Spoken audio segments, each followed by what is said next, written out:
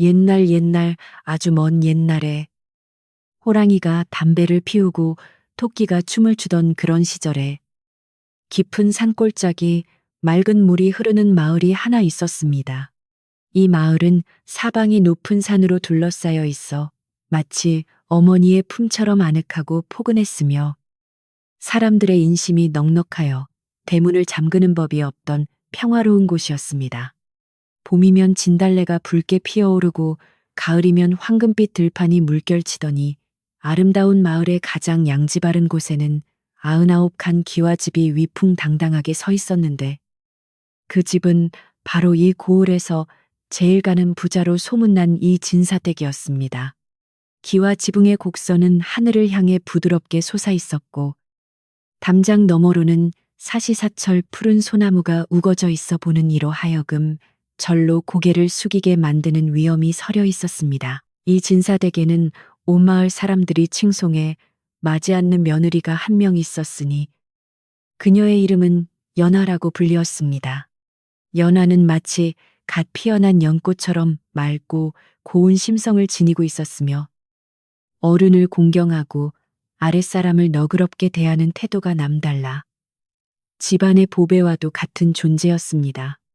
그녀는 시집 올 때 가져온 고운 비단 옷들이 장롱 가득 있었지만 평소에는 무명옷을 입고 집안일을 돌보며 검소하게 지내는 것을 미덕으로 여겼습니다.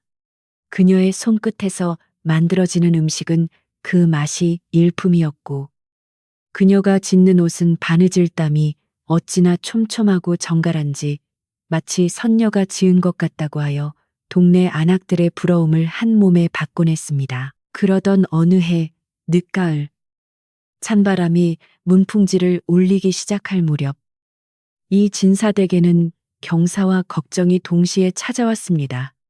며느리 연하의 배가 남산만하게 불러와 곧 출산을 앞두게 된 것은 큰 경사였으나 그녀의 남편인 김선비가 과거 시험을 보기 위해 한양으로 떠나 집을 비운 지 벌써 반년이 넘어가고 있었기 때문입니다. 김선비는 떠나기 전날 밤 아내의 손을 꼭 잡고 반드시 장원 급제하여 돌아올 테니 아이와 함께 건강히 기다려 달라는 약속을 남겼습니다. 연하는 매일 밤 달을 보며 남편의 안녕을 빌었고 뱃속의 아이가 발길질을 할 때마다 압이 없는 빈자리를 채우려는 듯 배를 쓰다듬으며 남편을 그리워했습니다. 하지만 평온해 보이는 이 집안의 깊은 곳에는 검은 그림자가 도사리고 있었으니 그것은 바로 뒤늦게 들어온 첩실 최 씨의 존재였습니다. 최 씨는 본래 욕심이 많고 시기심이 강한 여인으로 연화가 들어오기 전부터 집안의 안주인 자리를 탐내고 있었습니다. 그녀는 겉으로는 연화에게 웃음을 보이며 살갑게 대하는 척했으나 속으로는 연화가 아들을 낳아 집안의 대를 잇고 김선비의 사랑을 독차지하는 것을 못마땅하게 여겼습니다. 김선비가 과거를 보러 떠나자 최 씨는 이때다 싶어 시어머니의 귀에 달콤하고도 독한 말들을 속삭이기 시작했는데 그 말들은 마치 가을바람에 날리는 낙엽처럼 집안 곳곳으로 퍼져나갔습니다. 최 씨는 밤마다 시어머니 방에 들러 다리를 주무르며 은근슬쩍 연화에 대한 험담을 늘어놓기 시작했습니다. 며느리가 남편이 없는 틈을 타 곳간의 물건을 친정으로 빼돌리는 것 같다는 둥, 밤늦게 누군가와 밀서를 주고받는 것을 보았다는 둥 터무니없는 거짓말을 지어냈습니다.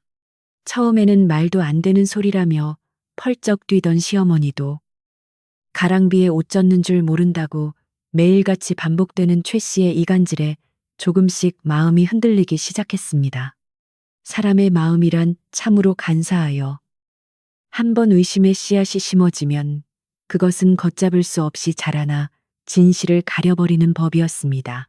연화는 집안의 공기가 예전 같지 않음을 피부로 느끼고 있었지만 만삭의 몸으로 시어머니의 기분을 상하게 할까봐 아무런 내색도 하지 않았습니다. 그녀는 오로지 뱃속의 아이와 남편이 돌아올 날만을 생각하며 묵묵히 자신의 할 일을 다했습니다. 새벽같이 일어나 정화수를 떠놓고 남편의 급제를 빌었고 낮에는 힘든 몸을 이끌고 하인들을 독려하여 겨울 준비를 서둘렀습니다. 그러나 그녀가 열심히 일하면 일할수록 최 씨는 그것을 교묘하게 비틀어 며느리가 집안의 실권을 장악하려 든다고 시어머니에게 고해 바쳤습니다. 어느 날 오후 연화는 태어날 아이를 위해 고운 비단으로 베네쩌 고리를 짓고 있었습니다. 그녀가 시집 올 때 친정어머니가 챙겨주신 비단은 윤기가 흐르고 색이 고와 보기만 해도 마음이 따뜻해지는 물건이었습니다. 연화는 한 땀 한 땀 정성을 다해 바느질하며 뱃속의 아이가 아들일지 딸일지 남편을 닮았을지 자신을 닮았을지 상상하며 옅은 미소를 지었습니다.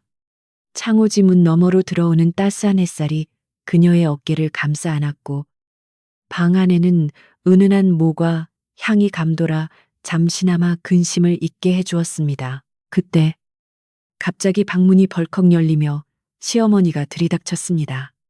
평소 인자하던 시어머니의 얼굴은 차갑게 굳어 있었고 그 뒤에는 회심의 미소를 짓고 있는 최 씨가 서 있었습니다. 시어머니는 연화가 만들고 있던 비단 옷을 거칠게 낚아채더니 남편이 없는 사이에 사치스러운 비단 옷이나 만지고 있다며 호통을 쳤습니다. 연화는 너무나 놀라 자리에서 일어나지도 못한 채 이것은 곧 태어날 아이를 위한 것이라고 떨리는 목소리로 변명했습니다. 하지만 시어머니의 귀에는 이미 최 씨가 심어놓은 의심의 독버섯이 자라나 있어 며느리의 진심 어린 말이 들리지 않았습니다. 최 씨는 이 기회를 놓치지 않고 곁에서 부채질을 더했습니다. 형님께서 친정으로 보낼 비단을 손질하고 계셨던 모양이라며 곳간에 있던 비단이 줄어든 것 같다는 말을 흘렸습니다.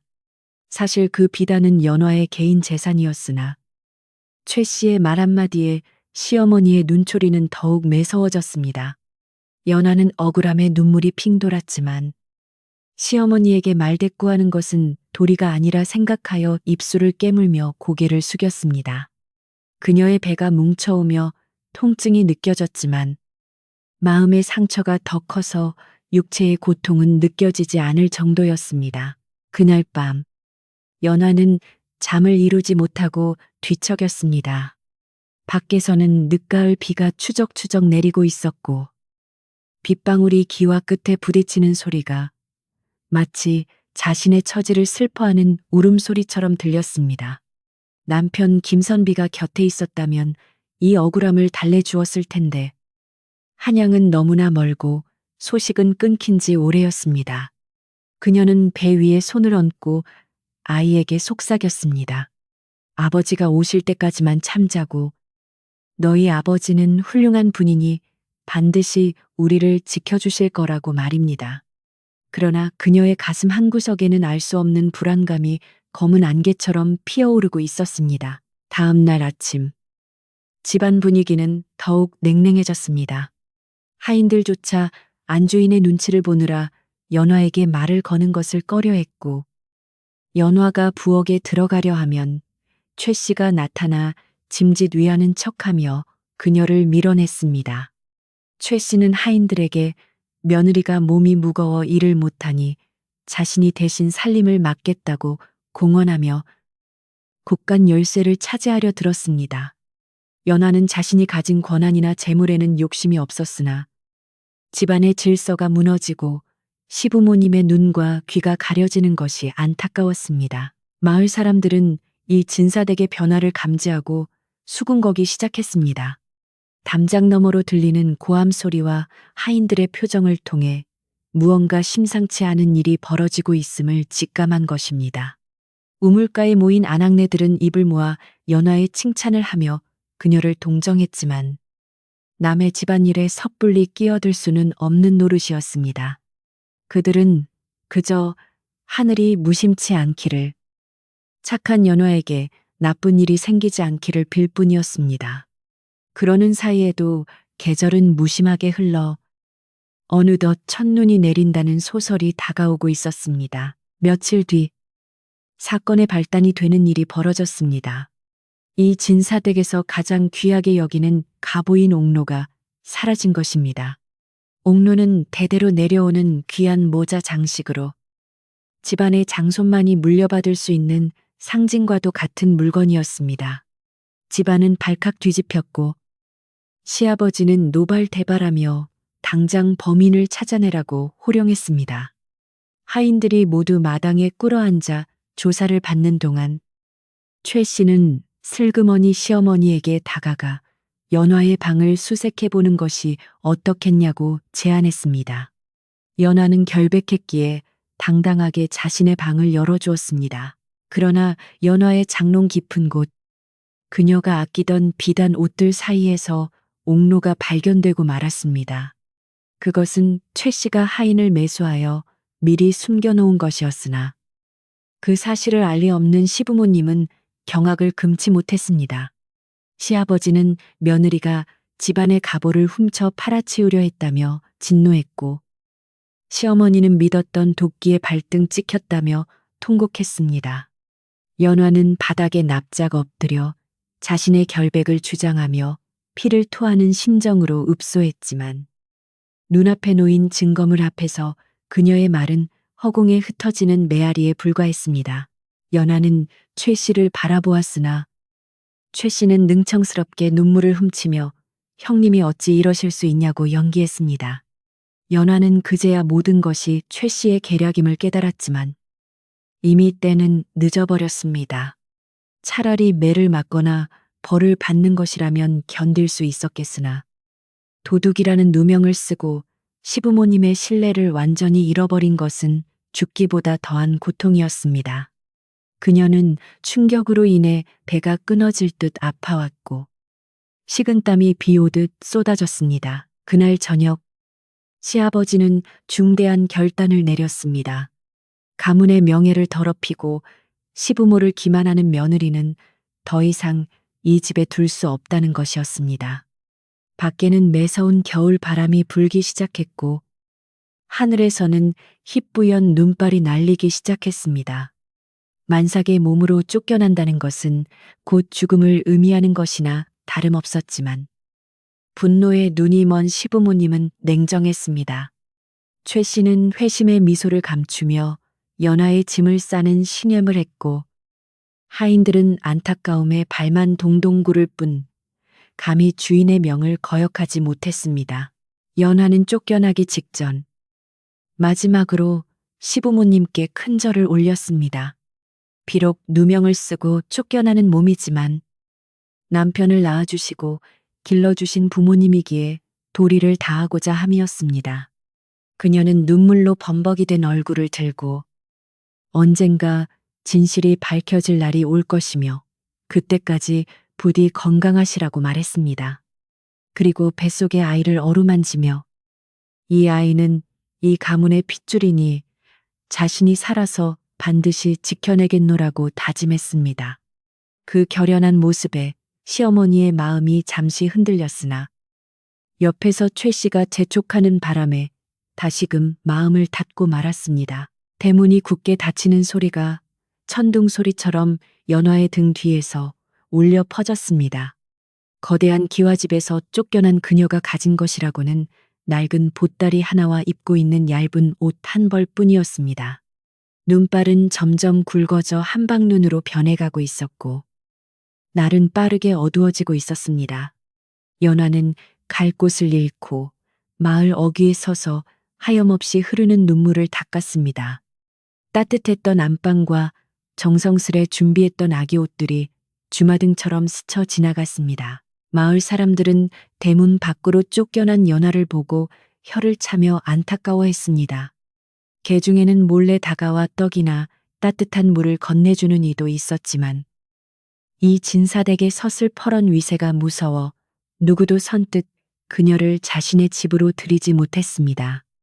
연화는 사람들에게 폐를 끼치고 싶지 않아 감사의 인사만을 남기고 비틀거리는 걸음으로 마을을 벗어났습니다. 그녀의 목적지는 정해지지 않았으나 본능적으로 사람들이 잘 찾지 않는 산 밑 외딴 곳으로 발길을 옮겼습니다. 산길은 험하고 눈이 쌓여 미끄러웠습니다.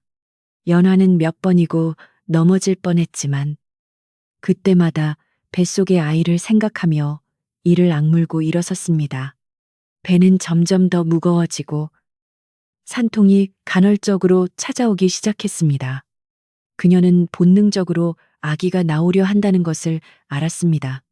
추위와 공포, 그리고 산통이 한꺼번에 밀려와 그녀의 정신을 혼미하게 만들었지만 어머니라는 이름의 힘은 그녀를 지탱하게 하는 유일한 끈이었습니다. 그녀가 도착한 곳은 마을에서 멀리 떨어진 다 쓰러져가는 흉가와도 같은 빈 초가집이었습니다. 지붕에는 구멍이 숭숭 뚫려 있었고 문짝은 덜렁거렸지만 지금의 연화에게는 눈보라를 피할 수 있는 유일한 안식처였습니다. 그녀는 방 안으로 들어가 거적을 모아 자리를 만들고 차가운 냉기가 올라오는 바닥에 몸을 뉘었습니다. 바람이 불 때마다 집 전체가 흔들리는 소리가 났고 밖에서는 짐승들의 울음소리가 들려왔습니다. 이토록 처참한 상황 속에서도 연화는 품속에 간직해온 작은 주머니를 꺼내 들었습니다. 그것은 남편 김선비가 떠날 때 주고 간 낡은 향주머니였습니다. 그녀는 그 향주머니를 가슴에 품고 남편의 이름을 부르며 고통을 참아내려 애썼습니다. 서방님, 저는 결백합니다. 부디 어서 돌아오셔서 저와 우리 아기를 살려주세요. 그녀의 기도는 눈보라 속에 섞여 하늘로 올라갔지만 대답 없는 밤하늘은 그저 차갑기만 했습니다.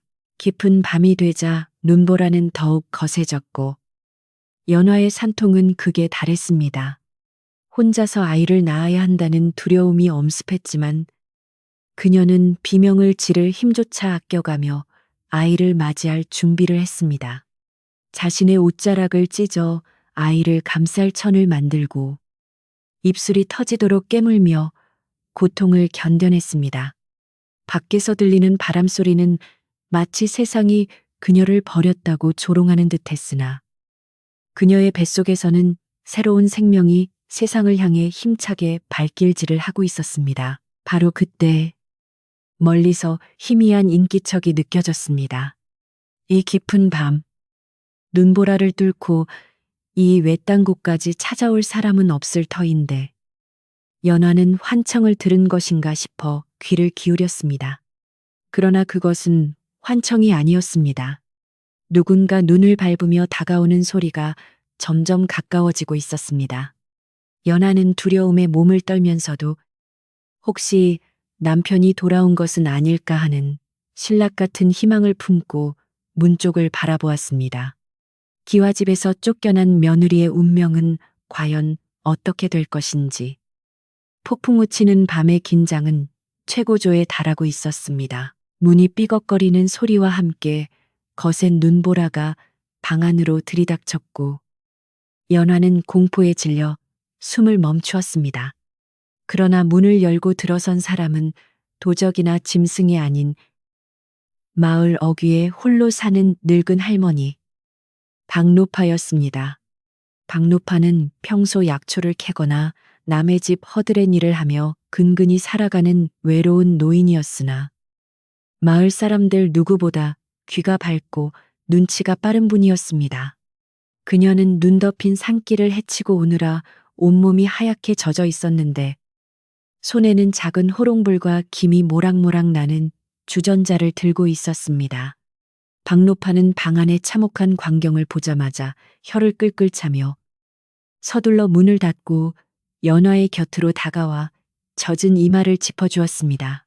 박노파는 거친 손길이지만 따뜻한 마음으로 연화의 흐트러진 머리카락을 쓸어 넘기며 안심시켰습니다.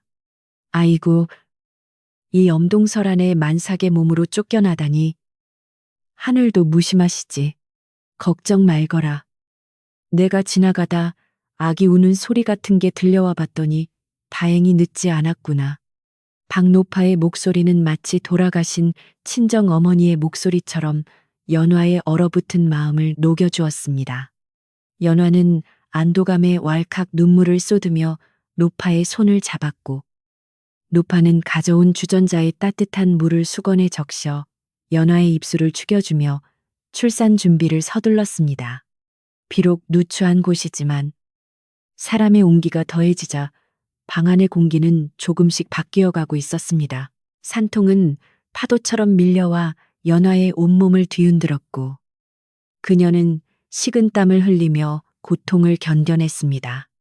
박노파는 능숙한 솜씨로 아궁이에 불을 지피고 방 안의 온도를 높이려 애썼지만 구멍 숭숭 뚫린 문풍지 사이로 들어오는 황소바람을 막기에는 역부족이었습니다. 연화는 찢어질 듯한 고통 속에서도 오로지 아이를 살려야 한다는 일념 하나로 정신을 붙들고 있었습니다. 그녀는 남편 김선비의 얼굴을 떠올리며 이 아이가 세상의 빛을 볼 수 있게 해달라고 천지신명께 빌고 또 빌었습니다. 박누파 역시 옆에서 연화의 손을 꼭 잡고 힘을 내거라. 어미는 강한 법이다. 조금만 더 힘을 주거라 하며 끊임없이 격려를 아끼지 않았습니다. 얼마나 시간이 흘렀을까. 칠흑 같은 어둠 속에서 마침내 첫 번째 아기의 우렁찬 울음소리가 터져 나왔습니다. 응애. 응애하는 소리는 눈보라치는 밤의 정막을 깨고 생명의 탄생을 알리는 웅장한 선포와도 같았습니다. 박노파는 재빨리 아기를 받아 탯줄을 자르고 미리 준비한 따뜻한 물로 씻긴 뒤 자신의 겉옷을 벗어 아기를 감싸 안았습니다. 고추 달린 아들이구만. 아주 튼튼하게 생겼어. 노파의 말에 연화는 기쁨의 눈물을 흘리며 고개를 들려 했으나 다시금 배에서 강한 통증이 느껴졌습니다. 뱃속에는 또 하나의 생명이 세상 밖으로 나올 준비를 하고 있었던 것입니다. 놀랍게도 연화가 품고 있던 아이는 쌍둥이였습니다. 첫째가 나온 지 얼마 지나지 않아 둘째 아이 역시 힘찬 울음소리와 함께 세상에 나왔습니다. 박노파는 놀라움과 기쁨을 감추지 못하며 세상에나 복덩이가 둘이나 들어왔구나. 이 추운 겨울밤에 두 생명을 살려냈으니 자네는 정말 대단한 어미일세 라며 감탄했습니다. 둘째 역시 사내아이였고 형 못지않게 건강하고 우렁찬 목소리를 가지고 있었습니다. 연화는 탈진하여 몸을 가눌 수조차 없었지만 양팔에 안긴 두 아이의 따뜻한 체온을 느끼며 세상 무엇과도 바꿀 수 없는 행복을 느꼈습니다. 그날 밤 박노파는 집으로 돌아가지 않고 연화의 곁을 지켰습니다. 그녀는 밖에서 나뭇가지를 주워와 밤새 아궁이에 불이 꺼지지 않도록 지켰고 자신이 가져온 쌀을 끓여 묽은 미음을 만들어 연화에게 먹였습니다. 연화는 숟가락을 들 힘도 없어 노파가 떠먹여주는 미음을 받아먹으며 이 은혜를 어떻게 갚아야 할지 모르겠다고 흐느꼈습니다. 박노파는 은혜는 나중에 아이들 잘 키워서 갚으면 되는 것이고 지금은 그저 몸조리나 잘하게 산후조리를 잘못하면 평생 골병 드는 법이야 라고 말하며 핸데르처럼 툭 내뱉었지만 그 눈빛에는 깊은 연민과 애정이 담겨 있었습니다. 다음 날 아침 밤새 몰아치던 눈보라가 거짓말처럼 멈추고 맑은 햇살이 초가집 지붕 위로 내려앉았습니다. 온 세상이 하얗게 덮인 풍경은 눈이 부시게 아름다웠지만 연화가 처한 현실은 여전히 차갑고 혹독했습니다. 하지만 연화의 품에는 두 개의 태양과 같은 쌍둥이 아들들이 곤히 잠들어 있었고 그녀는 아이들의 이름을 첫째는 건, 둘째는 강이라 짓기로 마음먹었습니다. 비록 가진 것은 없어도 아이들이 건강하고 씩씩하게 자라주기를 바라는 어미의 간절한 소망을 담은 이름이었습니다. 박노파는 아침 일찍 마을로 내려가 미역을 구해와 정성스레 국을 끓여주었습니다. 김이 모락모락 나는 미역국을 받아든 연화는 목이 메어 국물을 삼키기가 힘들었습니다. 친정어머니가 끓여주었어야 할 첫 국밥을 피 한 방울 섞이지 않은 이웃 노파에게 받게 된 현실이 서러우면서도 감사했기 때문입니다. 박노파는 그런 연화의 마음을 아는지 모르는지 어서 많이 먹고 젖을 돌게 해야 아이들을 먹이지. 저지 말라. 아이들이 굶으면 그게 더 큰 죄야. 라며 짐지럼한 표정을 지었습니다. 연하는 눈물과 함께 국을 마시며 이 따뜻한 국 한 그릇의 힘으로 모진 세월을 버텨내겠다고 다짐했습니다. 그 국물은 단순한 음식이 아니라 생명을 이어가게 하는 끈이자 희망의 약속이었습니다. 한편 마을의 이 진사댁에서는 연화가 쫓겨난 후에도 소동이 끊이지 않았습니다. 최 씨는 연화가 쫓겨난 것에 만족하지 않고 혹시라도 그녀가 다시 돌아오거나 마을 사람들의 동정을 살까봐 끊임없이 악소문을 퍼뜨렸습니다. 그녀는 장터에 나가 사람들을 만날 때마다 글쎄, 쫓겨난 며느리가 알고 보니 외간 남자와 내통하여 아이를 가졌다더군요. 우리 집안의 씨가 아닐지도 모른다는 소문이 파다해요. 라며 터무니없는 거짓말을 속삭였습니다. 그녀의 말은 입에서 입으로 전해지며 살이 붙고 과장되어 어느새 연화는 희대의 부정한 여인으로 낙인 찍히고 말았습니다. 마을 사람들 중에는 연화의 평소 행실을 알기에 그 말을 믿지 않는 이들도 있었지만 대다수는 흥미로운 얘깃거리에 휩쓸려 반신반의하는 분위기였습니다. 우물가에 모인 아낙네들은 쑥덕거리며 아무리 그래도 그렇지. 만삭의 몸으로 쫓겨난 건 너무 가혹하지 않나라고 동정하면서도 아니 땐 굴뚝에 연기 나겠어. 무언가 구린 구석이 있으니 쫓겨났겠지. 라며 수군거렸습니다. 이러한 소문은 바람을 타고 산 밑 초가집까지 흘러들어갈 기세였으나 다행히 박노파가 마을과 초가집 사이를 오가며 나쁜 소식들을 막아주고 있었습니다. 이 진사 내외는 며느리를 내쫓은 뒤로 집안의 웃음이 사라진 것을 느끼며 씁쓸해했습니다. 시어머니는 밤마다 악몽에 시달리며 혹시 자신이 너무 성급했던 것은 아닐까 하는 후회에 잠기기도 했습니다. 하지만 옆에서 최 씨가 끊임없이 아양을 떨며 어머님, 이제야 집안의 나쁜 기운이 빠져나가고 새복이 들어올 것입니다. 제가 곧 튼튼한 손자를 안겨드릴게요. 라고 위로하는 통에 시어머니의 일말의 양심은 다시금 깊은 곳으로 숨어버리고 말았습니다. 이 진사 역시 가문의 명예를 지켰다는 명분 뒤에 숨어 며느리의 빈자리가 주는 허전함을 애써 외면하려 했습니다. 산밑 초가집에서의 삶은 하루하루가 전쟁과도 같았습니다. 창호지가 찢어진 문틈으로는 칼바람이 들어왔고 택감이 부족해 방바닥은 냉골이나 다름없었습니다. 연화는 자신의 속옷을 뜯어 아이들의 이불을 만들고 자신은 얇은 저고리 하나로 버티며 추위와 싸웠습니다. 밤이면 아이들을 양옆에 끼고 자신의 체온을 나누어 주느라 잠시도 편히 잠들지 못했고 배고픔이 밀려올 때마다 물로 배를 채우며 젖을 짜냈습니다. 젖이 부족해 아이들이 칭얼거릴 때면 그녀의 가슴은 미어지는 듯 아팠습니다. 박노파는 이따금씩 찾아와 누룽지나 말린 나물 같은 먹거리를 몰래 놓아두고 갔습니다. 그녀 역시 넉넉지 않은 형편이라 많은 것을 줄 수는 없었지만 그 작은 도움은 연화와 쌍둥이에게 생명줄과도 같았습니다. 어느 날 박노파는 근심 가득한 얼굴로 연화에게 말했습니다. 새댁, 마을의 소문이 아주 흉흉해. 자네가 외간 남자와 도망쳤다고 믿는 사람들이 많아. 그러니 당분간은 절대 마을로 내려오지 말고 아이들이 있다는 것도 숨기는 게 좋겠어. 그 말을 들은 연화는 억장이 무너지는 것 같았으나 오히려 독하게 마음을 먹는 계기가 되었습니다. 연화는 아이들을 품에 안고 맹세했습니다.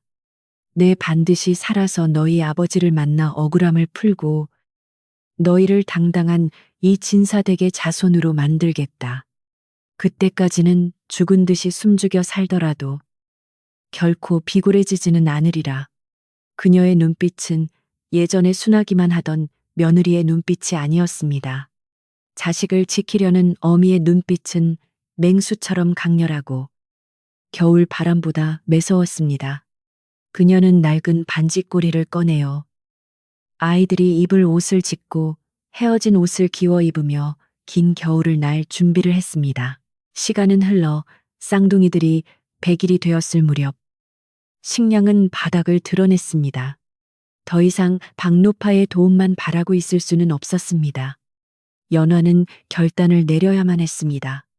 그녀가 가진 것이라고는 시집 올 때 가져왔던, 그리고 쫓겨날 때 겨우 챙겨 나온 몇 벌의 비단 옷뿐이었습니다.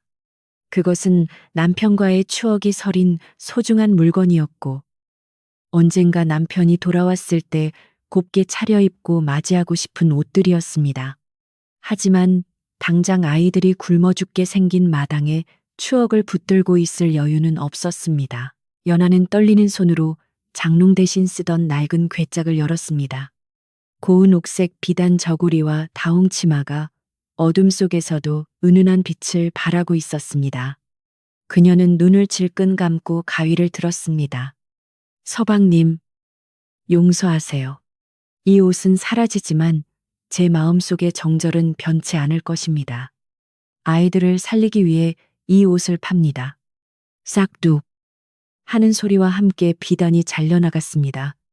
그녀의 가슴도 함께 베이는 듯한 아픔이 느껴졌지만 잘려나간 비단 조각은 곧 아이들의 젖이 되고 밥이 될 것이기에 그녀는 눈물을 닦고 바느질을 시작했습니다. 그녀는 잘라낸 비단으로 댕기나 주머니, 베개릿 같은 작은 소품들을 만들기 시작했습니다.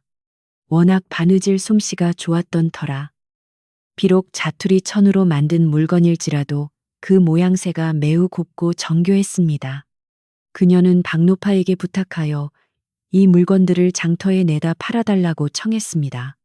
박노파는 연하의 정성과 사정을 알기에 기꺼이 심부름을 맡아주었고, 연하가 만든 물건들은 장터에서 아름아름 팔려나가기 시작했습니다. 사람들은 누가 만든 것인지도 모르면서 솜씨가 기가 막히다며 칭찬을 아끼지 않았습니다. 비단 옷 한 벌이 팔려나갈 때마다 쌀자루가 조금씩 채워졌고 아이들의 볼에는 살이 오르기 시작했습니다. 하지만 연화의 옷차림은 날이 갈수록 초라해졌습니다. 고운 옷들은 하나둘 사라지고 그녀의 몸에는 거친 무명옷만이 남게 되었습니다.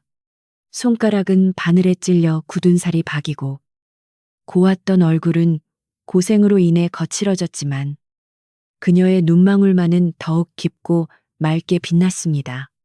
아이들이 엄마하고 옹알이를 시작했을 때 그녀는 세상 모든 시름을 잊고 환하게 웃을 수 있었습니다. 그러던 어느 날 박노파가 장터에서 돌아와 심각한 표정으로 이야기를 꺼냈습니다.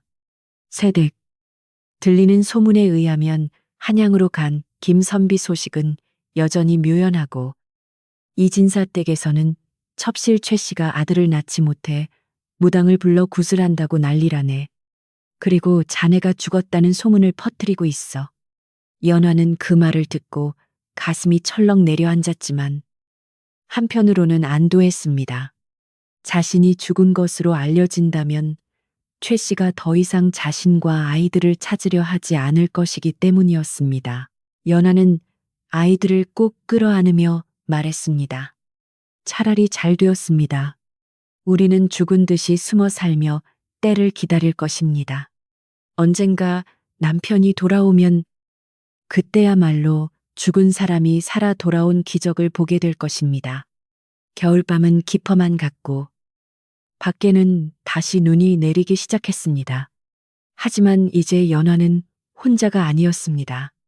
그녀의 곁에는 새근거리며 잠든 두 아들이 있었고 마음속에는 꺼지지 않는 희망의 불씨가 타오르고 있었습니다. 그렇게 춥고 긴 겨울이 지나가고 있었습니다. 산 밑 외딴 초가집의 굴뚝에서는 아주 옅은 연기가 피어올랐고 그 안에서는 위대한 어머니의 사랑이 기적을 싹 틔우고 있었습니다. 5년이라는 긴 기다림의 세월이 이제 막 시작되고 있었지만 연화는 결코 지치지 않을 준비가 되어 있었습니다. 저 멀리 봄이 오는 소리가 들리는 듯 눈 속에 파묻힌 매화나무 가지 끝에서 작은 꽃망울이 터질 준비를 하고 있었습니다. 5번의 봄과 가을이 무심하게 흘러갔고 산천초목은 계절에 따라 옷을 갈아입었지만 산 밑 외딴 초가집의 가난은 좀처럼 떠날 줄을 몰랐습니다. 강산도 변한다는 세월 동안 연화의 고운 손은 거친 나무 껍질처럼 변했고 옥처럼 매끄럽던 얼굴에는 고단한 삶의 흔적인 잔주름이 하나둘 자리를 잡았습니다. 하지만 그녀의 눈빛만은 여전히 맑고 깊었으며 그 안에는 두 아들을 향한 단단한 사랑이 바위처럼 자리 잡고 있었습니다. 봄이면 산나물을 캐고 여름이면 품을 팔며 가을에는 떨어진 이삭을 주워 모으는 고된 나날이 이어졌지만 연화는 단 한 번도 자신의 처지를 비관하거나 눈물을 보이지 않았습니다. 그녀를 버티게 하는 힘은 오직 무럭무럭 자라나는 쌍둥이 아들 건이와 강희의 씩씩한 웃음소리뿐이었기 때문입니다. 연화가 시집올 때 가져왔던 12벌의 고운 비단 옷들은 이제 거의 다 사라지고 장롱이라 부르기도 민망한 낡은 괴짝 안에는 마지막 남은 다홍치마 하나만이 덩그러니 놓여 있었습니다. 그 치마는 연화가 혼례를 치르던 날 입었던 옷으로 남편 김선비와의 첫 만남과 설렘이 고스란히 담겨 있는 가장 소중한 물건이었습니다. 배고픔에 지쳐 잠든 아이들의 바숙한 얼굴을 바라보던 연화는 떨리는 손으로 그 마지막 치마를 꺼내어 어루만졌습니다. 비단결에 스며 있는 남편의 온기를 느끼며 잠시 추억에 잠겼으나 이내 꼬르륵거리는 아이들의 배꼽시계 소리가 그녀를 현실로 불러들였습니다. 그녀는 눈을 질끈 감고 가위를 들어 추억이 서린 비단을 차가운 현실의 밥으로 바꾸기 위해 천을 잘라내기 시작했습니다. 사각사각. 가위가 비단을 자르는 소리는 마치 연화의 살점이 떨어져 나가는 듯한 아픔을 주었지만 그녀는 멈추지 않았습니다. 잘려나간 붉은 비단 조각들은 그녀의 정성스런 바느질 솜씨를 통해 예쁜 복주머니가 되기도 하고 아기자기한 댕기가 되기도 하였습니다. 밤을 새워 만든 물건들을 새벽녘에 박 노파에게 건네줄 때면 연화의 마음은 텅 빈 것 같으면서도 한편으로는 아이들에게 따뜻한 밥을 먹일 수 있다는 안도감으로 채워졌습니다. 박노파는 아이고 이 귀한 것을 또 잘랐어. 이제 자네가 입을 옷도 없지 않나 하며 눈시울을 붉혔지만 연화는 그저 옅은 미소로 대답을 대신할 뿐이었습니다. 장터에서 연화가 만든 물건들은 날개 돋친 듯 팔려나갔는데 특히 혼례를 앞둔 처녀들이나 귀한 손주를 둔 할머니들 사이에서 인기가 높았습니다. 사람들은 그 물건들이 어디서 났는지 누가 만들었는지도 모른 채 솜씨가 어쩜 이리도 고울까. 마치 선녀가 만든 것 같네. 라며 칭찬을 아끼지 않았습니다. 아이러니하게도 그 물건 중 일부는 이 진사댁으로 흘러들어가기도 했는데 첩실 최 씨는 그 물건이 자신이 쫓아낸 연화의 손에서 나온 것인 줄은 꿈에도 모른 채 예쁘다며 사들여 자신의 치장을 하는데 쓰곤 했습니다. 연화의 피와 땀이 서린 물건이 원수의 손에 들어가는 기구한 운명이었지만 그것이 돌고 돌아 다시 연화의 아이들을 살리는 밥이 되었으니 하늘의 뜻은 참으로 알다가도 모를 일이었습니다. 그렇게 마련한 곡식으로 끓인 죽은 묵디 물거 밥알을 세야 할 정도였지만 5살 배기 쌍둥이 건이와 강희에게는 세상에서 제일 맛있는 음식이었습니다. 아이들은 조망만한 손으로 숟가락을 쥐고 허겁지겁 죽을 퍼먹으면서도 항상 숟가락을 멈추고 어머니를 바라보았습니다. 어머니는 왜 안 드세요? 같이 먹어요? 라고 묻는 아이들에게 연화는 언제나 어미는 아까 부엌에서 누룽지를 많이 먹어서 배가 부르단다. 너희들이 먹는 것만 봐도 배가 터질 것 같으니 어서 많이 먹어라. 라고 거짓말을 했습니다. 어머니의 배에서 들리는 꼬르륵 소리를 들으면서도 아이들은 어머니의 마음을 편하게 해드리기 위해 모른 척하며 밥그릇을 싹싹 비웠습니다. 쌍둥이는 비록 가난한 초가집에서 자랐지만 그 기계와 총명함은 양반집 도련님들 못지 않았습니다. 첫째 건희는 성격이 진중하고 참을성이 많아 어머니를 도와 땔감을 구해오거나 물을 길어오는 대진이를 도맡아 했고, 둘째 강희는 재치 있고 눈치가 빨라 박노파에 심부름을 하거나 산짐승을 잡아오는 재주가 있었습니다. 두 아이는 누가 가르쳐 주지 않았음에도 아침 저녁으로 어머니께 문안 인사를 올리고 맛있는 열매를 발견하면 반드시 어머니 입에 먼저 넣어드리는 효자들이었습니다. 마을 아이들이 거지라고 놀려도 우리는 거지가 아니라 잠시 가난한 것뿐이다. 우리 아버지는 훌륭한 선비님이시다. 라고 당당하게 맞받아치는 배포도 있었습니다.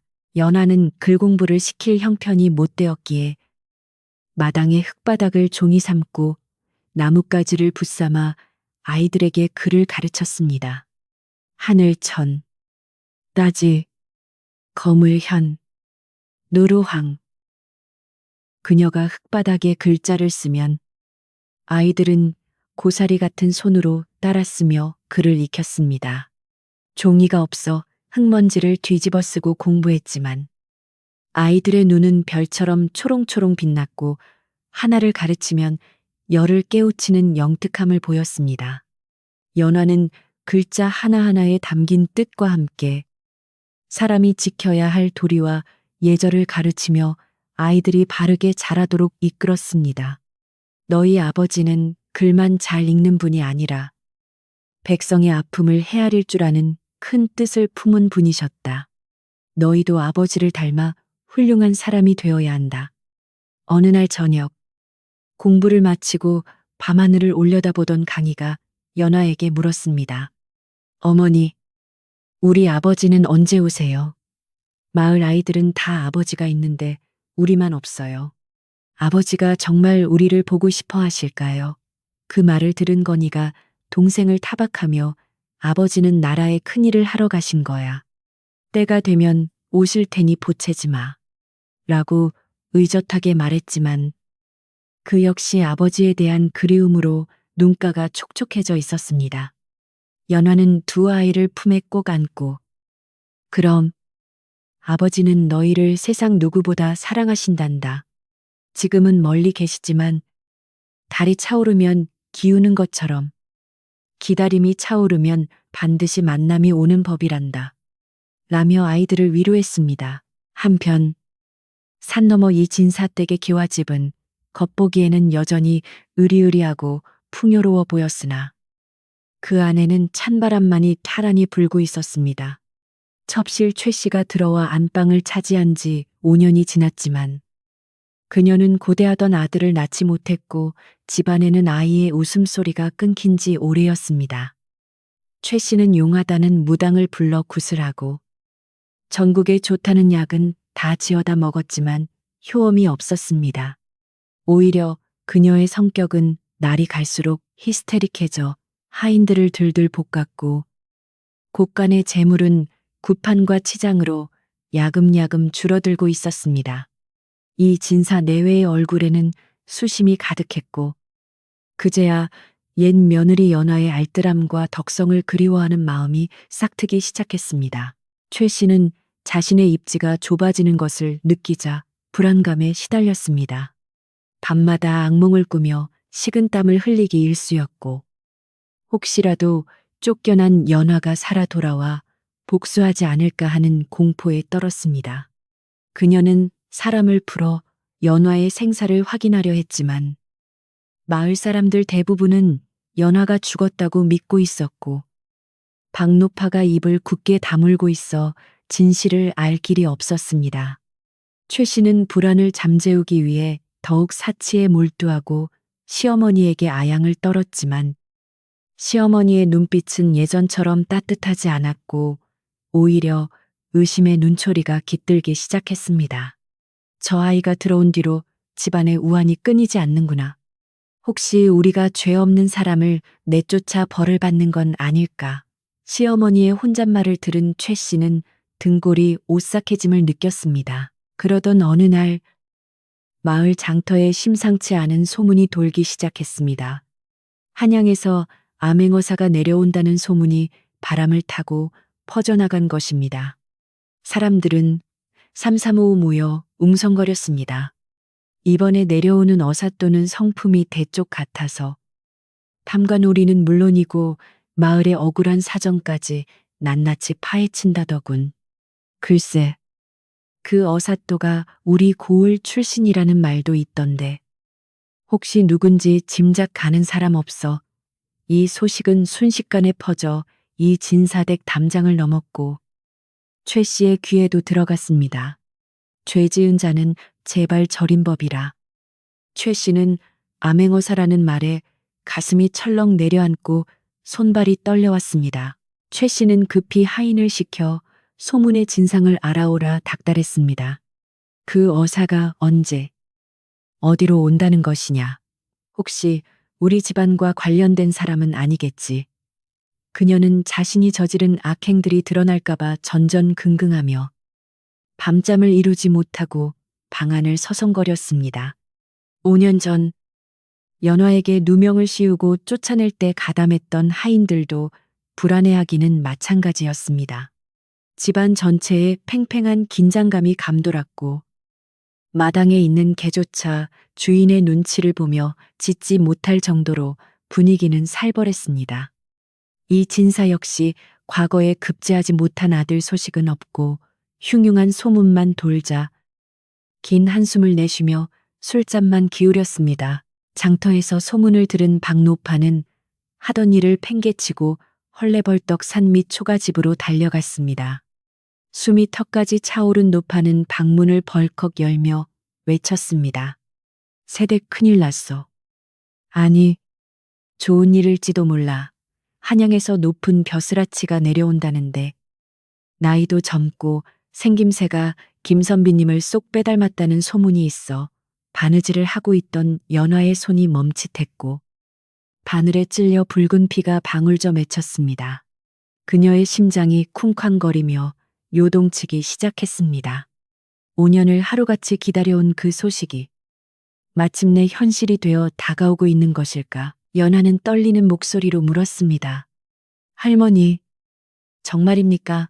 정말 그분이 오신다는 소문이 있습니까? 박노파는 고개를 끄덕이며 아직 확실한 건 아니지만 내 촉이 맞아. 이번에는 분명히 무언가 있어. 그러니 마음 단단히 먹고 준비하고 있게. 라고 말했습니다. 옆에서 듣고 있던 쌍둥이들의 눈도 휘둥그레졌습니다. 어머니, 아버지가 오시는 거예요. 정말 우리 아버지가 오시는 거예요. 아이들은 펄쩍펄쩍 뛰며 기뻐했지만 연하는 아이들을 진정시키며 신중한 태도를 보였습니다. 아직은 아무것도 모른다. 함부로 들뜨지 말고 차분히 기다려야 해. 만약 아버지가 오신다면 우리는 떳떳한 모습으로 맞이해야 한다. 그날 밤 연화는 잠을 이루지 못하고 마당으로 나왔습니다. 하늘에는 둥근 보름달이 환하게 떠 있어 초라한 초가집 마당을 은은하게 비추고 있었습니다. 그녀는 달을 향해 두 손을 모으고 간절히 기도했습니다. 달님, 제발 서방님이 무사히 돌아오시게 해주세요. 제 억울함은 풀어지지 않아도 좋으니 아이들이 아비를 만나 당당하게 살 수 있게만 해주세요. 그녀의 눈에서 흐른 눈물이 달빛을 받아 반짝였고 바람에 흔들리는 대나무 숲은 마치 그녀의 기도를 들어주는 듯 사각거리는 소리를 내며 화답했습니다. 다음 날부터 마을의 분위기는 확연히 달라졌습니다. 관아의 포졸들이 분주하게 움직이고 길거리를 청소하는 등 높은 분을 맞이할 준비가 한창이었습니다. 그리고 흉흉한 소문은 구체적인 사실로 드러나기 시작했습니다. 암행어사가 이미 마을에 잠입하여 탐문 수사를 하고 있다는 이야기가 돌았고 악독한 짓을 했던 부자들과 관리들은 쥐구멍이라도 찾고 싶은 심정으로 몸을 사렸습니다. 최 씨는 불안함을 이기지 못해 무당을 찾아가 부적을 잔뜩 받아와 대문과 방문에 덕지덕지 붙였지만 마음속의 공포는 부적으로 막을 수 있는 것이 아니었습니다. 한편 연화는 마지막 남은 자투리 천을 모아 아이들의 옷을 손질했습니다. 비록 기워 입은 누더기 옷이지만 아버지를 만날 때 단정하게 보이고 싶은 마음에서였습니다. 그녀는 아이들을 불러 앉혀놓고 다시 한번 당부했습니다. 누가 와서 묻더라도 거짓을 말하지 말고 너희가 보고 들은 대로만 말하여라. 진실만이 너희를 지켜줄 것이다. 건희와 강희는 고개를 끄덕이며 어머니의 말씀을 가슴 깊이 새겼습니다. 산골짜기 작은 초가집에도 운명의 시간이 다가오고 있었고 5년간 묵혀두었던 진실의 댐이 곧 터질 것 같은 긴장감이 감돌았습니다. 어느 날 오후 해가 뉘엿뉘엿 지고 있을 무렵이었습니다. 초가집 살인문 밖에서 낯선 인기척이 들려왔습니다. 평소 박노파 외에는 찾는 이가 없는 곳이라 연화는 긴장하며 밖을 내다보았습니다. 누군가 삿갓을 깊게 눌러쓰고 허름한 도포를 입은 채 마당으로 들어서고 있었습니다. 그의 걸음걸이는 지쳐 보였지만 어딘가 모르게 기품이 서려 있었고 삿갓 아래로 보이는 턱선이 낯익으면서도 낯설었습니다. 쌍둥이들은 낯선 사람의 등장에 경계하며 어머니 앞을 막아섰지만 연화의 시선은 그 나그네에게 고정된 채 움직일 줄을 몰랐습니다. 나그네는 마당 한가운데 멈춰서서 천천히 고개를 들었습니다. 삿갓 아래로 드러난 얼굴은 5년의 세월 동안 풍파에 시달려 검게 그을리고 수염이 덥수룩했지만 그 눈빛만은 잊을 수 없는 꿈에서도 그리던 바로 그 눈빛이었습니다. 연화는 숨이 턱 막히며 들고 있던 바구니를 떨어뜨렸습니다. 바구니에서 굴러나온 나물들이 바닥에 흩어졌지만 아무도 그것을 신경 쓰지 않았습니다. 정적만이 감도는 마당에서 두 사람의 시선이 허공에서 얽히며 5년이라는 시간의 강을 단숨에 건너뛰고 있었습니다. 폭풍전야와도 같은 고요함 속에서 기적의 시작을 알리는 운명의 수레바퀴가 다시금 힘차게 돌아가기 시작했습니다. 나그네의 입에서 흘러나온 연화야. 내가 왔다. 라는 한마디는 5년의 하늘 녹이기에 충분할 만큼 묵직하고 떨리고 있었습니다. 연화는 그 목소리를 듣자마자 다리에 힘이 풀려 그 자리에 주저앉고 말았는데 그것은 절망이 아니라 너무나 큰 기쁨과 안도감이 한꺼번에 밀려왔기 때문이었습니다. 김선비는 황급히 달려와 쓰러지는 아내를 부축해 품에 안았고 그의 눈에서도 뜨거운 눈물이 왈칵 쏟아져 나와 연화의 볼을 적셨습니다. 거친 수염이 얼굴에 닿는 까끌까끌한 느낌조차 꿈만 같아서 연화는 남편의 옷자락을 꽉 움켜쥐고 하염없이 오열했습니다. 쌍둥이 건희와 강희는 낯선 사내의 품에 안겨우는 어머니를 보고 당황하여 주춤거렸지만 본능적으로 이분이 자신들이 그토록 기다리던 아버지임을 직감하고 눈시울을 붉혔습니다. 김선비는 떨리는 손으로 아내의 얼굴을 어루만지며 고생으로 상해버린 피부와 거칠어진 손마디를 확인하고 가슴을 쳤습니다. 곱디고 온 비단 같던 당신의 손이 어찌 이리 험하게 변했소. 내 늦게 와서 미안하오. 정말 미안하오. 그의 통곡에 가까운 사과의 연화는 고개를 저으며 살아 돌아와 주신 것만으로도 감사하다고 흐느꼈습니다. 그리고 김선비는 뒤에 서 있는 두 아이를 바라보았습니다. 자신의 핏줄임을 한눈에 알아볼 수 있는 자신을 쏙 빼닮은 두 아들이 겁에 질린 듯 하면서도 호기심 어린 눈으로 자신을 올려다보고 있었습니다. 그는 무릎을 꿇고 팔을 벌려 아이들을 불렀습니다. 건아, 강아, 아비다. 너희를 한 번도 안아주지 못하고 떠났던 못난 아비가 이제야 왔다. 아이들은 쭈뼛거리며 다가오더니 이내 아버지의 넓은 품에 안겨 참았던 울음을 터뜨렸습니다. 아버지, 정말 우리 아버지 맞아요. 엉엉. 세부자의 상봉은 눈물 없이는 볼 수 없는 광경이었고 곁에서 지켜보던 박노파도 옷소매로 눈물을 훔치며 코를 훌쩍였습니다. 김선비는 아이들의 앙상한 등뼈를 만지며 이들이 겪었을 배고픔과 서름을 뼈저리게 느꼈습니다. 그는 속으로 피눈물을 흘리며 맹세했습니다. 내 처자식을 이 지경으로 만든 자들을 결코 용서치 않으리라. 그리고 다시는 이들이 눈물 흘리는 일이 없도록 하리라. 차가운 초가집 마당은 가족의 뜨거운 눈물로 훈훈하게 데워지고 있었고 밤하늘의 달조차 구름 뒤로 숨어 이 애절한 만남을 지켜보았습니다. 방 안으로 들어온 가족은 그간의 사정을 이야기하며 밤을 지새웠습니다. 연화는 최 씨의 모함으로 쫓겨난 일, 산속에서 쌍둥이를 낳고 박노파의 도움으로 겨우 목숨을 부지한 일, 옷을 팔아 아이들을 먹여 살린 일들을 담담하게 털어놓았습니다. 김선비는 아내의 이야기를 듣는 내내 주먹을 불끈 쥐고 부들부들 떨었으며 특히 아내가 비단 옷을 잘라 죽을 끓여 먹였다는 대목에서는 참을 수 없는 분노와 슬픔에 고개를 들지 못했습니다. 박노파 역시 옆에서 거들며 새댁이 얼마나 독하게 살았는지 모르네. 마을 사람들이 손가락질을 해도 자네 하나만 믿고 버틴 걸세. 라며 김선비의 마음을 더욱 아리게 했습니다. 김선비는 모든 진상을 파악한 후 옷매무새를 가다듬고 비장한 표정으로 말했습니다. 이제 모든 것은 제자리로 돌아갈 것이요. 날이 밝는 대로 이 진사댁으로 갈 것이니 부인도 아이들을 데리고 채비를 하시구려. 그는 자신이 장원급제하여 암행어사가 되었다는 사실은 굳이 말하지 않았으나 그의 눈빛에서 뿜어져 나오는 위엄은 예전에 유약했던 선비의 모습이 아니었습니다. 연화는 남편을 믿고 고개를 끄덕였으며 낡은 장롱에서 마지막 남은 붉은 치마와 아이들의 가장 깨끗한 옷을 꺼내 입혔습니다.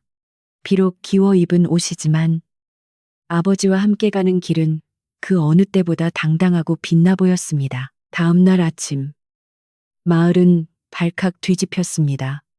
죽은 줄 알았던 김선비가 살아서 돌아왔다는 소식이 삽시간에 퍼져나갔고 그가 쫓겨난 연화와 쌍둥이를 데리고 본가로 향하고 있다는 소문에 사람들이 구름대처럼 몰려들었습니다. 김선비는 여전히 허름한 행색이었지만 그 뒤를 따르는 마을 원님과 포졸들의 모습이 심상치 않아 보였습니다. 사람들은 수군거리며 행렬의 뒤를 따랐고 그 행렬은 곧이 진사댁의 소슬대문 앞에 도착했습니다. 대문을 지키던 하인들은 죽은 사람이 돌아온 듯 소스라치게 놀라며 안으로 뛰어들어가 주인에게 알렸습니다. 이 진사와 시어머니는 아들이 살아 돌아왔다는 소식에 버선 발로 마당으로 뛰쳐나왔습니다. 아이고, 내 아들아 살아있었구나. 시어머니는 아들을 부둥켜 안고 통곡했고 이 진사도 눈시울을 붉히며 아들의 어깨를 두드렸습니다. 그러나 감격도 잠시. 그들 뒤에 서 있는 연화와 쌍둥이를 발견한 시부모의 얼굴은 당혹감으로 굳어졌습니다. 그때 방 안에서 최 씨가 화려한 비단 옷을 휘감고 나와 교태를 부리며 김선비에게 다가갔습니다. 서방님, 살아계셨군요. 제가 얼마나 기다렸는지 모릅니다. 그런데 저 불길한 여자는 왜 데리고 오셨습니까? 최 씨는 연화를 노려보며 도끼를 뿜어냈습니다. 김선비는 최 씨의 손을 거칠게 뿌리치며 싸늘한 목소리로 말했습니다. 불길한 여자라니. 내 조강지처에게 그 무슨 망발인가. 그의 호통 소리에 마당이 쩌렁쩌렁 울렸습니다. 최 씨는 깜짝 놀라 뒷걸음질 쳤지만 이내 태세를 정비하고 시어머니 뒤에 숨으며 억울한 척 연기를 시작했습니다. 어머님, 보십시오. 저 여자가 서방님을 홀려 집안을 망치려 합니다. 옥로를 훔쳐간 도둑이 뻔뻔하게 어디를 들어온단 말입니까? 시어머니는 최 씨의 말에 동조하듯 연화를 흘겨보았지만 김선비의 표정은 차갑게 식어 있었습니다. 그는 더 이상 가족의 정에 얽매여 진실을 외면하는 나약한 아들이 아니었습니다. 김선비는 품속에서 마패를 꺼내어 높이 치켜들었습니다. 암행어사 출두야. 그의 외침과 함께 대문 밖에서 대기하고 있던 역졸들이 암행어사 출두야를 복창하며 집 안으로 들이닥쳤습니다. 순식간에 마당은 관군들로 가득 찼고 이 진사댁은 아수라장이 되었습니다. 마패의 영롱한 빛을 본 이 진사와 시어머니는 그 자리에 털썩 주저앉았고 최 씨는 사색이 되어 벌벌 떨기 시작했습니다. 마을 사람들은 담장 너머로 이 광경을 지켜보며 김선비가 암행어사가 되어 돌아왔다며 환호성을 질렀습니다. 5년 만에 돌아온 아들은 이제 집안의 심판자가 되어 그들 앞에 서 있었습니다. 김선비는 마루에 정좌하고 죄인들을 마당에 끌어안쳤습니다. 죄인 최 씨는 듣거라. 너는 간사한 혀로 시부모와 남편 사이를 이간질하고 죄 없는 조강지처를 모함하여 내쫓았으며 가문의 재물을 탕진하고 집안을 어지럽힌 죄가 크다. 김선비의 조목조목 따지는 신문의 최 씨는 억울하다며 발뺌하려 했으나 김선비는 이미 모든 증거를 확보하고 있었습니다. 역졸들이 끌고 온 하인 하나가 최 씨의 사주를 받아 옥로를 연화의 방에 숨겼다고 자백하자 최 씨는 더 이상 변명할 말을 잃고 바닥에 머리를 맺히며 살려달라고 빌었습니다. 네 죄는 네가 알렸다. 여봐라. 저 요망한 것을 당장 옥에 가두고 법대로 다스려라. 김선비의 추상 같은 명령에 포졸들이 달려들어 최 씨를 포박했습니다. 그녀가 입고 있던 화려한 비단 옷은 벗겨지고 산발이 된 머리로 끌려가는 모습은 인과응보 그 자체였습니다. 최 씨가 끌려나가자 마당에는 정적이 감돌았습니다. 이제 남은 것은 부끄러움에 고개를 들지 못하는 시부모님과 묵묵히 그들을 바라보는 연하뿐이었습니다. 이 진사와 시어머니는 며느리의 얼굴을 참아 보지 못하고 땅만 바라보며 흐느꼈습니다. 김선비는 부모님 앞에 무릎을 꿇고 말했습니다. 아버님, 어머님, 소자가 불효를 저질렀습니다. 하지만 두 분께서도 사람을 보는 눈이 어두워 진주를 버리고 돌을 취하셨으니 그 죄 또한 가볍지 않습니다. 시어머니는 연화에게 기어가 손을 잡고 눈물을 흘렸습니다. 아가, 내가 죽일 년이다. 늙은이가 노망이 들어 귀한 며느리를 알아보지 못하고 그 모진 고생을 시켰구나. 제발 이 늙은이를 용서해다오. 연화는 시어머니를 부축해 일으키며 함께 눈물을 흘렸습니다. 어머님, 지난 일은 다 잊으십시오. 저는 서방님이 돌아오신 것만으로도 족합니다. 그녀의 넓은 아량의 마을 사람들은 감동하여 눈시울을 붉혔습니다. 연화와 쌍둥이는 하인들의 안내를 받아 안채로 들어갔습니다. 5년 전 쫓겨났던 그 방은 주인을 잃고 썰렁했으나 연화가 들어서자 다시 온기가 감돌기 시작했습니다. 하인들은 서둘러 목욕물을 데우고 새 옷을 준비하며 안주인의 귀환을 환영했습니다. 목욕을 마친 쌍둥이가 떼떼옷을 입고 마당을 뛰어다니자 칙칙했던 이 진사댁에는 5년 만에 아이들의 웃음소리가 울려 퍼졌습니다. 건이와 강희는 할아버지, 할머니에게 큰 절을 올렸고 손자들을 품에 안은 이 진사 내외는 그제야 굳었던 표정을 풀고 하염없이 눈물을 흘리며 기뻐했습니다. 그날 저녁, 이 진사 댁에서는 큰 잔치가 벌어졌습니다. 김선비는 곳간을 활짝 열어 마을 사람들에게 술과 고기를 대접하며 그간의 감사를 표했습니다. 특히 연하와 쌍둥이를 돌봐준 박노파를 상석에 모시고 평생 먹고 살 걱정 없이 지낼 수 있도록 집과 밭을 내어주겠다고 약속했습니다. 박노파는 극구 사양했으나 김선비와 연하의 간곡한 청에 못 이겨 고개를 끄덕이며 기쁨의 눈물을 흘렸습니다. 마을 사람들은 늦은 밤까지 풍악을 울리며 김선비의 금이 환양과 연화의 복권을 축하했습니다. 잔치가 파하고 모두가 돌아간 뒤 연화는 조용히 안방에 앉아 남편과 마주했습니다. 김선비는 아내의 거친 손을 다시 한번 잡으며 말했습니다. 부인, 그동안 당신이 겪은 고초는 내 평생을 다 바쳐도 갚지 못할 것이오. 이제 다시는 당신 눈에 눈물 나게 하지 않겠소. 연화는 남편의 손등에 얼굴을 묻고 조용히 고개를 끄덕였습니다. 창호지 문 너머로 은은한 달빛이 들어와 두 사람의 그림자를 하나로 묶어주었고 방은 가득히 따뜻한 평화가 깃들었습니다. 지난 5년의 시련은 마치 긴 악몽처럼 사라지고 이제 그들 앞에는 꽃길만이 펼쳐져 있는 듯 했습니다. 그러나 이것이 끝이 아니었습니다. 김선비의 암행어사 활약상과 연화의 지극한 효심, 그리고 쌍둥이를 훌륭하게 키워낸 이야기는 입소문을 타고 한양까지 전해졌습니다. 임금님과 중전마마의 귀에까지 이 기적 같은 이야기가 들어가게 된 것입니다. 조정에서는 김선비의 공로를 치하하고 연화에게 큰 상을 내리기로 결정했습니다.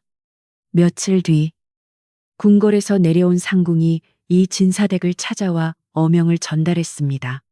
김선비의 처연하는 부덕과 모성이 지극하여 세상에 귀감이 되니 이꼴하여 중전마마를 아련하라. 이는 가문의 영광이자 연화의 삶에 또 다른 기적이 찾아오고 있음을 알리는 신호였습니다. 연화는 떨리는 마음으로 궁궐에 들어갈 채비를 했습니다. 시어머니는 장롱 깊숙이 보관해 두었던 집안 대대로 내려오는 가장 귀한 비단을 꺼내어 며느리에게 주었습니다. 아가, 이것으로 옷을 지어 입고 가거라. 너는 우리 가문의 자랑이다. 연하는 시어머니의 마음에 감사하며 정성스럽게 옷을 지었습니다. 그녀가 옷을 짓는 동안 쌍둥이는 아버지에게 궁중 예법을 배우며 의젓하게 준비를 마쳤습니다. 마을 사람들은 연하가 궁궐에 들어간다는 소식에 마치 자기 일처럼 기뻐하며 꽃가마가 떠나는 길에 나와 손을 흔들어 주었습니다. 드디어 연화와 가족들이 한양으로 향하는 날, 하늘은 구름 한 점 없이 맑고 푸르렀습니다. 꽃가마에 오른 연화는 차창 밖으로 스쳐 지나가는 고향의 풍경을 바라보며 만감이 교차했습니다. 쫓겨나 울며 걷던 그 눈길을 이제는 가장 화려한 모습으로 다시 지나고 있었기 때문입니다. 그녀의 곁에는 든든한 남편과 사랑스러운 두 아들이 함께하고 있었고 앞길을 막는 것은 아무것도 없었습니다. 가마꾼들의 힘찬 구령 소리와 함께 행렬은 한양을 향해 힘차게 나아갔고 이는 연화의 인생에서 가장 찬란한 봄날을 향한 행진이었습니다. 한양으로 향하는 길은 멀고도 험했지만 연화와 그녀의 가족에게는 마치 구름 위를 걷는 듯 가볍고 설레는 여정이었습니다. 며칠을 꼬박 걸어 도착한 도성 한양의 풍경은 시골 마을에서 평생을 보낸 연화의 눈에는 별천지나 다름없었습니다. 웅장한 남대문이 위용을 뽐내며 서 있었고 넓은 길 위에는 수많은 사람이 바쁘게 오가며 활기를 띠고 있었습니다. 쌍둥이 건이와 강희는 휘둥그레진 눈으로 아버지의 도포 자락을 꼭 잡은 채 아버지, 여기가 정말 임금님이 사시는 곳입니까? 집들이 산보다 더 높아요.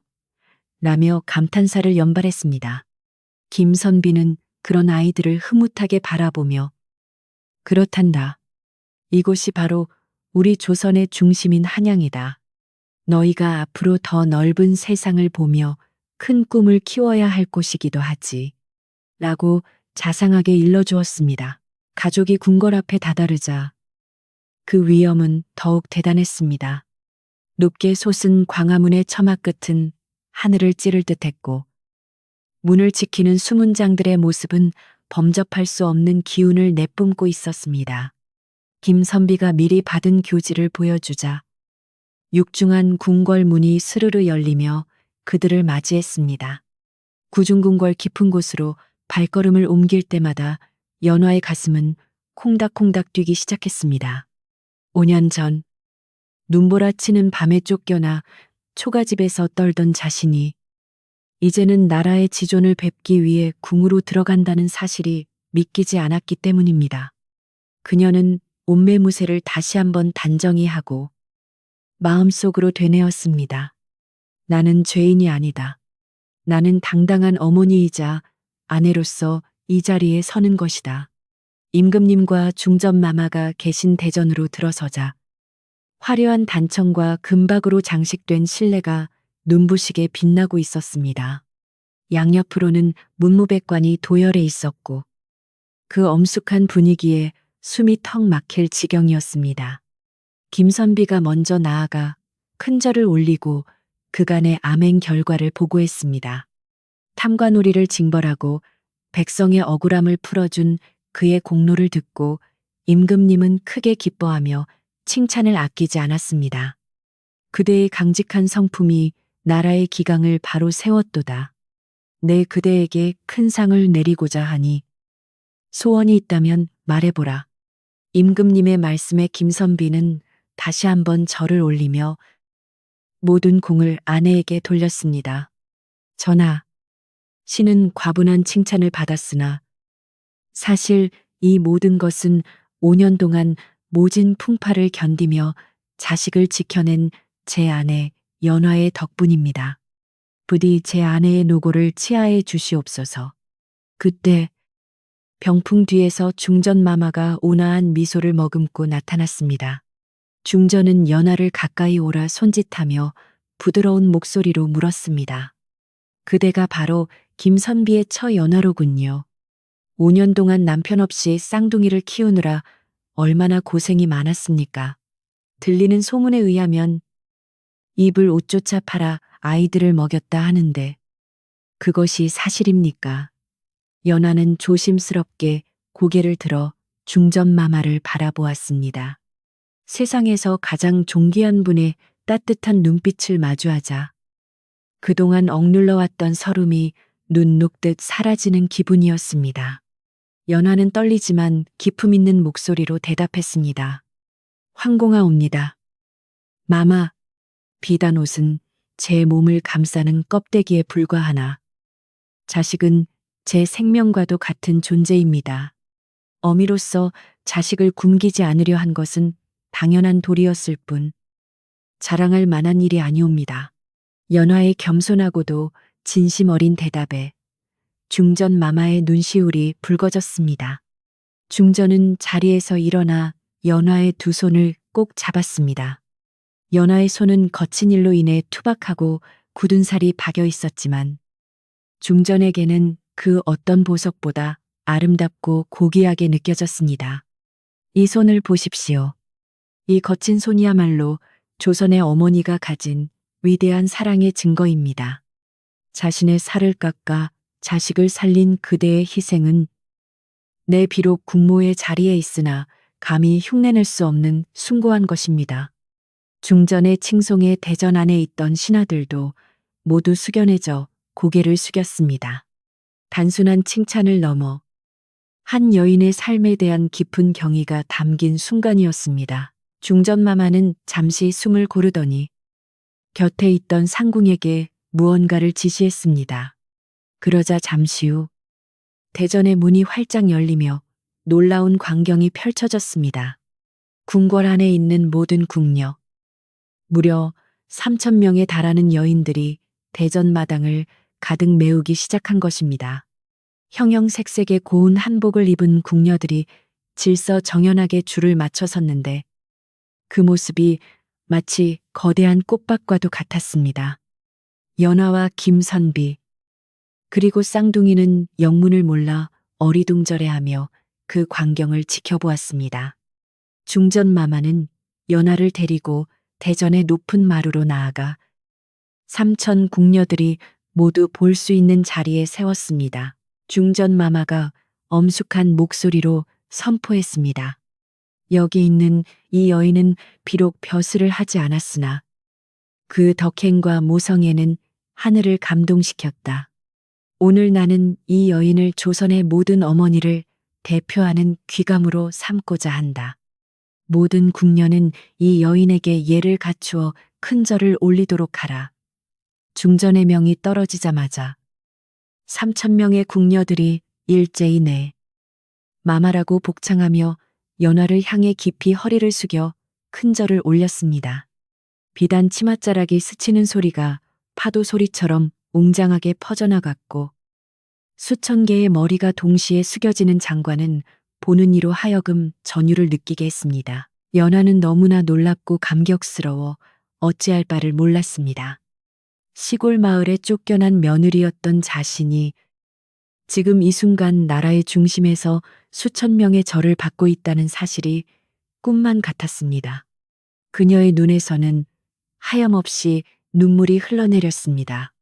그것은 지난 5년의 고통과 서러움을 씻어내는 정화의 눈물이었고, 동시에 자신의 삶이 헛되지 않았음을 확인받는 기쁨의 눈물이었습니다. 김선비는 곁에서 아내의 어깨를 감싸 안으며 함께 눈시울을 붉혔고, 쌍둥이 아들들은 우리 어머니 만세라고 외치고 싶은 것을 꾹 참으며 자랑스러운 표정으로 어머니를 올려다보았습니다. 이 기적 같은 장면은 역사의 길이 남을 아름다운 순간으로 기록될 것이었습니다. 절을 마친 후 중전 마마는 연화에게 하사품을 내렸습니다. 그것은 금은보화가 아닌 궁중에서 가장 좋은 비단으로 지은 옷 12벌이었습니다. 연화가 아이들을 위해 팔았던 12벌의 옷을 되찾아준다는 의미였습니다. 그대가 자식을 위해 버렸던 옷들이 이제 더 큰 영광이 되어 돌아왔습니다. 부디 이 옷을 입고 오래오래 행복하게 사십시오. 중전의 세심한 배려의 연화는 다시 한번 큰 절을 올리며 감사를 표했습니다. 임금님 또한 김선비에게 높은 벼슬을 내리고 쌍둥이 건희와 강희가 학문에 정진할 수 있도록 국립교육기관인 성균관 입학을 약속해 주었습니다. 궁궐을 나오는 연화의 발걸음은 들어갈 때와는 비교할 수 없을 만큼 가볍고 당당했습니다. 그녀는 중전마마가 하사한 고운 비단옷을 입고 있었는데 그 자태가 어찌나 우아하고 기품이 넘치는지 마치 선녀가 강림한 듯 했습니다. 대궐 문 밖에는 소문을 듣고 몰려든 백성들이 환호성을 지르며 그들을 반겨주었습니다. 효부 연화 만세 김선비, 만세 사람들의 축복 속에서 연화 가족은 다시 고향으로 향했습니다. 한양에서의 영화는 꿈만 같았지만 그들이 진정으로 돌아가고 싶은 곳은 따뜻한 추억과 이웃들이 있는 고향 마을이었습니다. 고향으로 돌아온 연화 가족은 이전보다 훨씬 더 겸손하고 베푸는 삶을 살았습니다. 김선비는 높은 벼슬에 올랐음에도 불구하고 항상 백성의 소리에 귀를 기울이는 청백리가 되었고, 연화는 마을의 어려운 이웃들을 돌보며 자신의 경험을 바탕으로 지혜를 나누어 주었습니다. 이진사댁 곳간은 항상 열려 있어 굶주리는 사람이 없도록 했고, 마을에는 웃음꽃이 떠날 날이 없었습니다. 쫓겨났던 첩실 최 씨가 거지꼴이 되어 마을을 지나간다는 소문이 돌았을 때 연화는 몰래 사람을 시켜 밥과 옷을 챙겨주었다는 이야기가 전해지며 그녀의 덕망은 더욱 칭송받았습니다. 세월은 유수와 같이 흘러 건희와 강희는 훤칠한 청년으로 자라났습니다. 두 아들은 어머니의 가르침을 잊지 않고 학문에 정진하여 나란히 과거에 급제하였고 아버지의 뒤를 이어 나라의 훌륭한 인재가 되었습니다. 쌍둥이가 금이 환영하던 날 마을 잔치가 열렸는데 그 규모가 어찌나 컸던지 인근 고을 사람들까지 모두 와서 축하해 주었다고 합니다. 시부모님인 이 진사내외는 손자들의 재롱과 아들, 며느리의 효도를 받으며 편안한 노후를 보내다가 천수를 누리고 평온하게 세상을 떠났습니다. 어느 늦은 가을밤, 모든 일과를 마친 연화와 김선비는 안방에 마주 앉아 다과상을 앞에 두고 있었습니다. 창호지 문 밖에서는 귀뚜라미가 맑은 소리로 노래하고 있었고, 방 안에는 은은한 국화차 향기가 감돌았습니다. 김선비는 연화의 손을 잡으며 부드럽게 말했습니다. 부인, 우리가 처음 만났던 날을 기억하오. 그때보다 지금 당신의 모습이 훨씬 더 아름답소. 연화는 수줍게 미소 지으며 대답했습니다. 서방님도 참. 백발이 성성한 할머니에게 무슨 그런 말씀을 하십니까? 하지만 저도 지금 이 순간이 제 인생에서 가장 행복합니다. 두 사람의 그림자가 등불에 비쳐 하나로 어우러지며 방 안은 따스한 정으로 가득 찼습니다.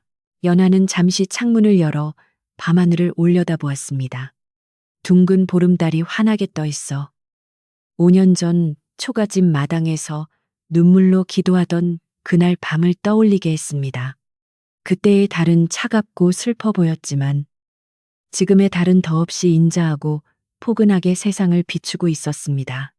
그녀는 마음속으로 하늘에 감사의 인사를 올렸습니다. 모진 시련을 주셨으나 그것을 이겨낼 힘도 주셨고 결국에는 이렇게 아름다운 결실을 맺게 해주신 은혜에 대한 감사였습니다.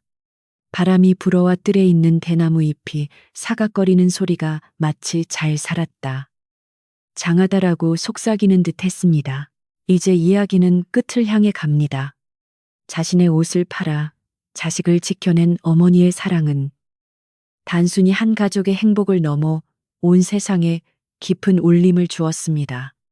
연화의 이야기는 입에서 입으로 전해져 힘든 시기를 겪는 많은 사람에게 희망의 등불이 되었습니다. 겨울이 아무리 춥고 길어도 반드시 봄이 오고 꽃이 피듯이 진심을 다해 살아가는 사람에게는 언젠가 반드시 좋은 날이 찾아온다는 믿음을 심어주었기 때문입니다. 오늘 밤, 이 이야기를 듣는 여러분의 꿈속에도 연화가 받았던 삼천 궁녀의 절처럼 벅찬 감동과 따뜻한 비단옷처럼 포근한 행복이 깃들기를 바랍니다. 창밖에는 바람이 불지 몰라도 여러분의 방 안과 마음 속에는 언제나 따뜻한 온기가 가득할 것입니다. 세상 모든 걱정과 근심은 저 밤바람에 실어보내고 이제 편안하고 깊은 잠에 드시기를 바랍니다. 옛날 이야기는 여기서 끝이 나고 여러분의 고운 꿈길은 이제부터 시작됩니다. 옛날, 아주 먼 옛날, 사랑과 희생으로 기적을 만들어낸 한 어머니의 이야기가 있었답니다.